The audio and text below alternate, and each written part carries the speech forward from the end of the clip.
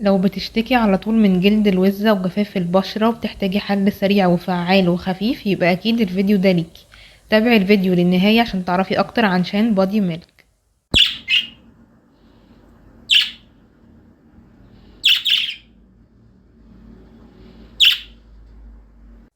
فيديو النهاردة عن لوشن شان بودي ميلك لترطيب الجسم. هنعرف مع بعض مميزاته وعيوبه، وهل هو فعلا يستاهل الضجة اللي عاملها ولا لا.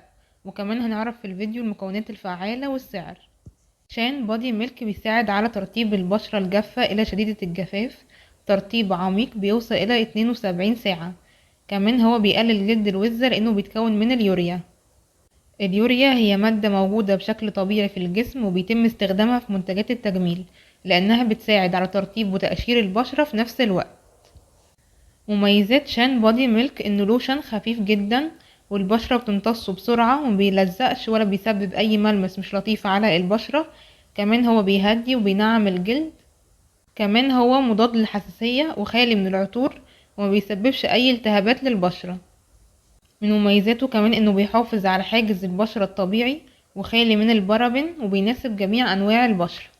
من خلال استخدامي لشان بودي ميلك ملاحظتش اي عيوب واضحة فيه لحد دلوقتي. لو استخدمتوه وسبب لكم اي مشكلة اكتبولي في الكومنتات. لوشن شان بيتكون من 8 مواد فعالة: هيالورونيك اسيد والنياسيناميد والبنسينول والشيا باتر او زبدة الشيا وفيتامين ه او فيتامين اي والسيراميد والسيرمال ووتر او المياه الحرارية. تعالوا نعرف مع بعض فايدة كل مادة فعالة منهم. اول مادة فعالة معانا وهي حمض الهيالورونيك او الهيالورونيك اسيد. هو بيرطب البشرة بعمق وبيحميها من الجفاف والحساسية. تاني مادة فعالة النياسيناميد او فيتامين ب 3. هو بيرطب البشرة وبيقلل من الاحمرار والالتهابات، وبيساعد على تفتيح وتقليل التصبغات. البنسينول من مشتقات فيتامين ب، بيساعد على ترطيب البشرة وبيقاوم الالتهابات.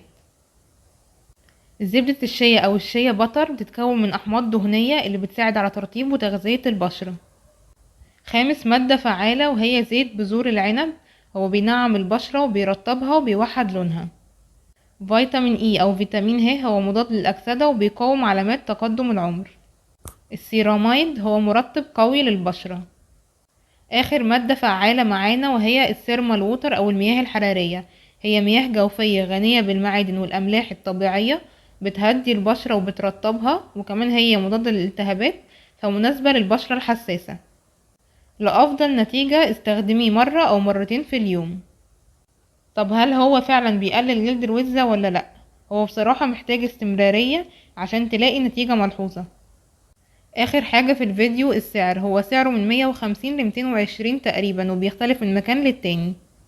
اتمنى يكون الفيديو عجبكم واستفدتوا منه. اشوفكم في فيديو جديد ان شاء الله. متنسوش تدعموني بشير ولايك وسبسكرايب. مع السلامة.